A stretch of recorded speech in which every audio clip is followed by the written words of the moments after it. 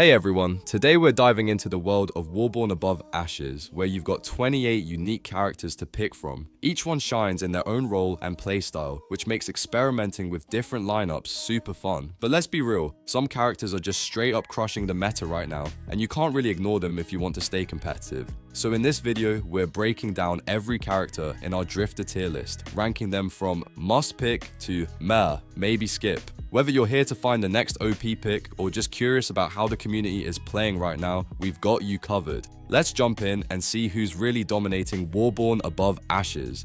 I'm quickly moving on to the video and I'm ranking characters in Warborne Above Ashes. Before we start, if you enjoy these types of tier list videos, don't forget to like the video and subscribe. Enjoy watching. My friends, only 0.1% of viewers subscribe. If you like this type of content, please do not forget to subscribe to the channel. Thank you in advance for your support.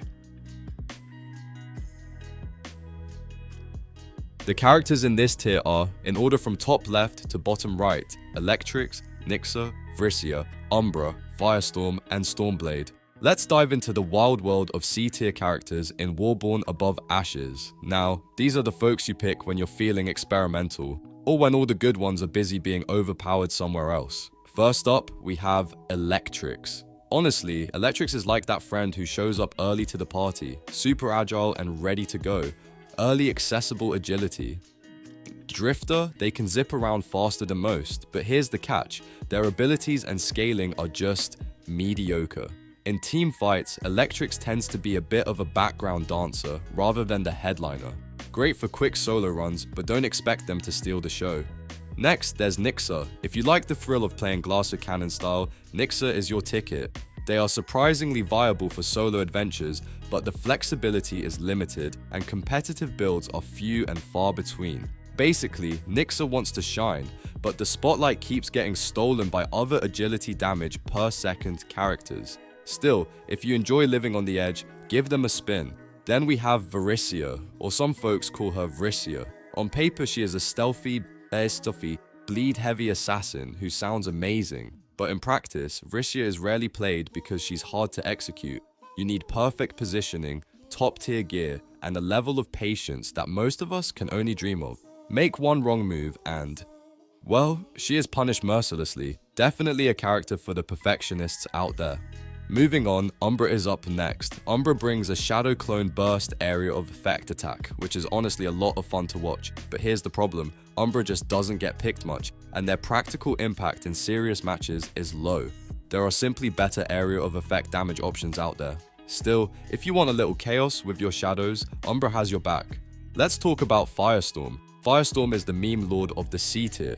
Those long-range volleys can be hilarious, especially when you actually land one. Unfortunately, their practical damage is low, and shields or heals will make you cry. Most damage per second characters just overshadow Firestorm, so it's a choice for fun moments rather than serious meta play. Finally, there's Stormblade. This guy is fast, flashy, and loves critical burst damage. Tempest Slash makes him decent for 1 versus 1 encounters or mid-sized skirmishes. But the ultimate? Yeah. It is notoriously unreliable in group fights and often leaves Stormblade stranded behind enemy lines. Add his extremely low health pool to the mix and it's a recipe for please don't hit me moments. No build can really fix that, so proceed with caution. What's interesting about C tier as a whole is that while none of these characters dominate the meta, they each have a niche. You just have to know how to play their quirks and embrace the chaos. They are the kind of characters that make casual matches unpredictable and often hilarious. If you like agility-focused characters, Electrix and Nixa will scratch that itch. Electrix for early game speed and mobility, Nixa for solo Glass Cannon antics. You won't be carrying huge team fights, but you'll have fun darting around and picking off stragglers. For the stealthy and tactical players, Vrisia is a dream come true if you're patient and precise. You feel like a ninja when you pull off a perfect bleed combo, but one slip up can cost you dearly. High risk, high reward, that's Vrisia's game. Shadow enthusiasts will find Umbra a delight, but remember, fun doesn't always equal effectiveness. That Shadow Clone Burst looks cool, but in serious matches, it's more of a theatrical flourish than a game changer. Firestorm, on the other hand, is perfect for people who enjoy trolling their opponents from afar. You might not deal a ton of damage, but landing that improbable volley can be worth it. And let's face it, sometimes laughing at the chaos is half the fun. And Stormblade, well, he's a thrill-seeker's nightmare and dream wrapped into one. Lightning fast, deadly in the right hands, but one wrong step and you're toast. He's perfect for players who enjoy living on the edge, always flirting with disaster while chasing that critical hit. The characters in this tier are, in order from top left to bottom right, 0, Helix, Durian, Raven, and Hive Queen. You know, B tier characters are like the dependable middle child of Warborne Above Ashes. They won't steal the spotlight, but they quietly get the job done. Most of the time.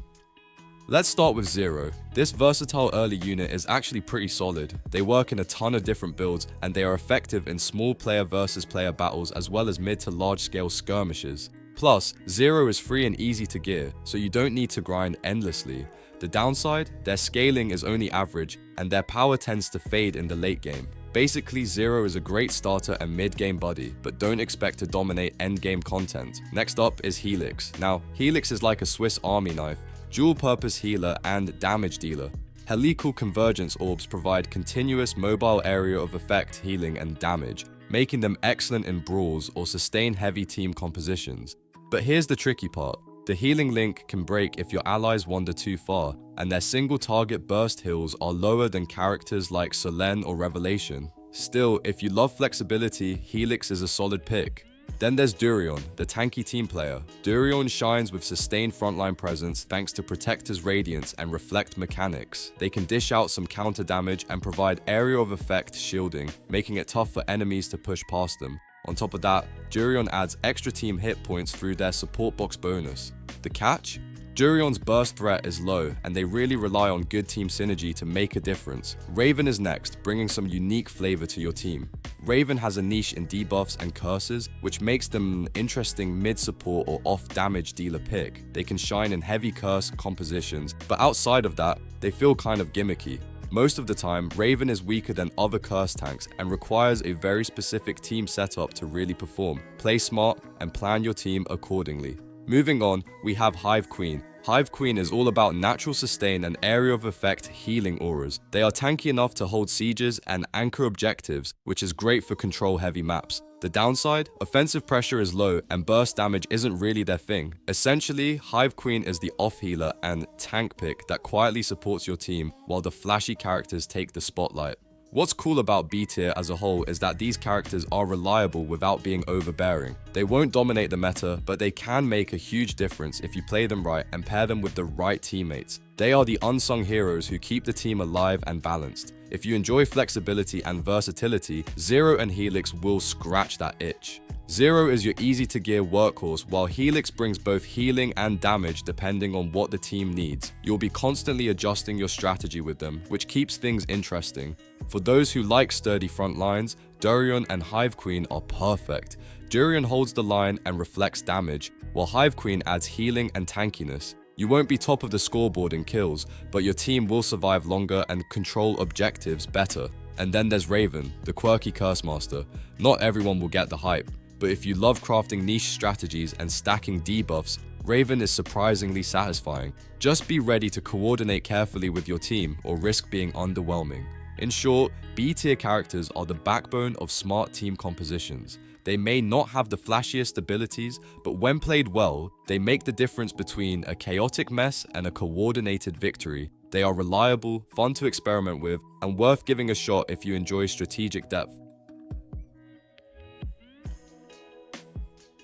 The characters in this tier are, in order from top left to bottom right, Aegis, Shadowseer, Iliasarch, Izzy, Varnax, Vesca, Astral Magus, Sirocos, Ori, Moonveil, Solene, and Kyra. Alright, let's talk A tier in Warborne Above Ashes. These are the characters that make your opponent sweat, but they aren't quite broken enough to hit S tier. Think of them as the reliable heroes you can always count on, if you play them smart. First up, Aegis.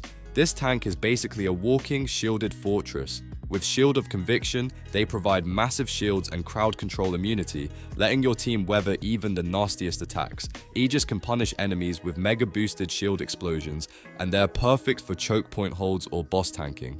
The downside, you need coordination with your allies, and sometimes those shields drop at the worst possible time. Offensive pressure? Limited. But boy, did they keep your team alive. Then we have Shadowseer. This mage is a powerhouse of area of effect damage, capable of sustained and burst damage over time. Ideal for large player versus player fights and boss encounters, Shadowseer can pressure choke points with continuous AoE zones. They also synergize beautifully with Astral Magus bombing plays. Sure, pre-launch nerfs trimmed some explosive potential, but they're still a major threat in big fights. Next is Iliasark, the Stealth King, or Queen, depending on your preference. They're the only drifter offering mass stealth for ambushes, objective steals, and coordinated backline strikes.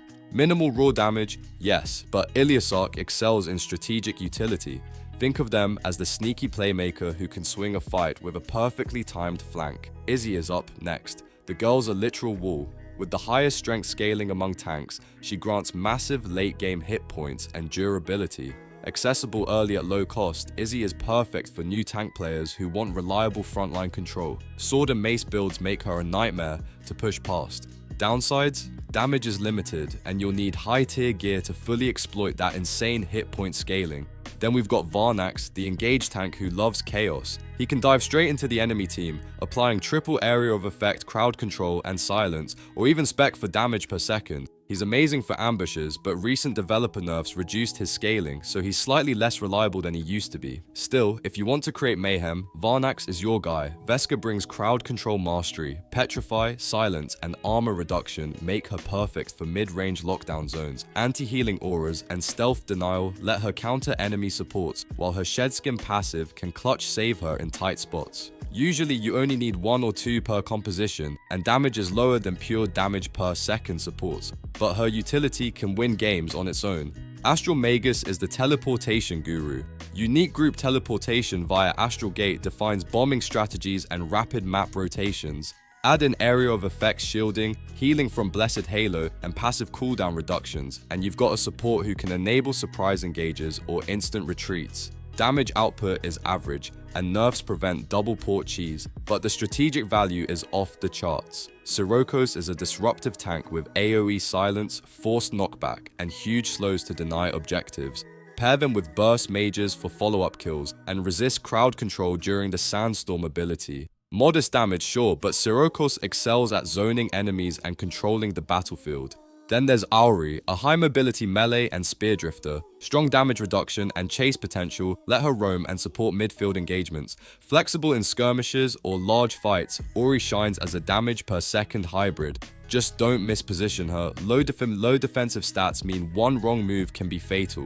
Moonveil is the team's mana battery. By keeping your group's resources topped, fights last longer and combos land harder. She's useful across all content and brings decent crowd control support. Weak damage and poor solo performance mean she's more of a utility pick than a carry, but your team will notice when she's missing. Selene is the top area of effect healer. Massive heals over time and team-wide buffs make her almost mandatory for warbands and objective control. She synergizes beautifully with tanks who clump enemies for Reign of Serenity. Positioning and tank peel are crucial to channel effectively, but the payoff is enormous. Finally, we have Kira, the control specialist. Freeze and slow abilities with Frozen Maelstrom and Fractured Ice make her perfect for choke point defense and Vinehold objectives. She can double as an off-healer with frost-based shields, but her raw damage is lower than top-tier units. Kira is all about controlling the pace of battle and keeping enemies in check. The characters in this tier are, in order from top left to bottom right, Overdrive, Mole, Revelation, Javation, Draknor, and Sangor. Let's step into S tier territory, the cream of the crop in Warborne Above Ashes. These are the characters you pick when you want to make your enemies sweat, cry, or rage quit. First up is Overdrive, the melee monster with Flame Core Rampage. This ability grants massive attack speed, movement, and critical strike, turning him into a solo kill machine. Overdrive shines in duels, skirmishes, and large fights, and he synergizes perfectly with bows, spears, and auto-attack builds. Even after multiple nerfs, he still dominates, but full potential requires top-tier gear. Plus, he has average hit points for a melee and little innate tankiness, so expect him to be the target in group fights. Next is Mole, the ultimate objective and the gathering specialist. Mole is the only drifter focused on map control and gathering, making them indispensable for objective-heavy games. Free to unlock via gathering progression, Mole provides unique team value as an escape artist and map control master. Just don't expect much damage in big fights. Outside objectives, Mole is mostly utility and mobility. Then we have Revelation, arguably the strongest healing and support drifter in the game. With a 25% team-wide damage resist, constant crowd control and damage over time cleanses, and scalable area of effect healing, Revelation keeps entire teams alive and thriving into the late game. Perfect synergy with tanks like Dryo or Syracuse ensures your frontliners stay topped off. Downsides, low personal damage and the need for proper positioning and protection. Draknor is next, the tank who controls the battlefield like a chess master.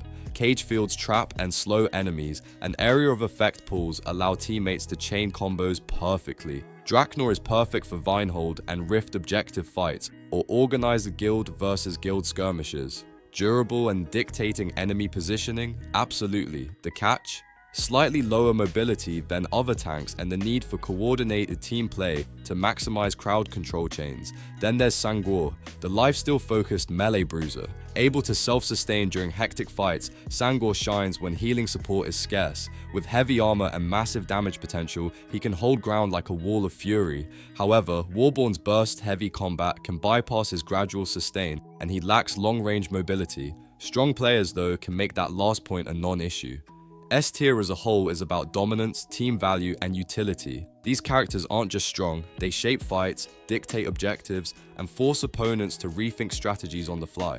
Pick them wisely, and you're not just playing the game, you're controlling it. Overdrive is your go-to for raw kills and flashy melee action. But remember, being a target is part of the package. Mole gives the team strategic advantages no other drifter can, even if they can't contribute much damage in direct combat. Revelation makes the team nearly unstoppable with healing, cleansing, and buffs, keeping everyone alive long enough to turn fights around. Draknor adds the tanky battlefield control that can completely ruin enemy plans, and Sangor provides a self-sufficient, damage-dealing frontline that punishes enemies who overcommit. In short, S-tier characters combine power, strategy, and reliability in ways that lower-tier drifters can only dream of. They demand skill, timing, and sometimes coordination, but when used correctly, they feel unstoppable. So, if you're looking for characters that can dominate duels, control objectives, or carry the team through tough encounters, these 5 S-tier picks are exactly what you want in your lineup. Pick them, master them, and watch the battlefield bend to your will. The video ends here. See you in another video. Don't forget to subscribe.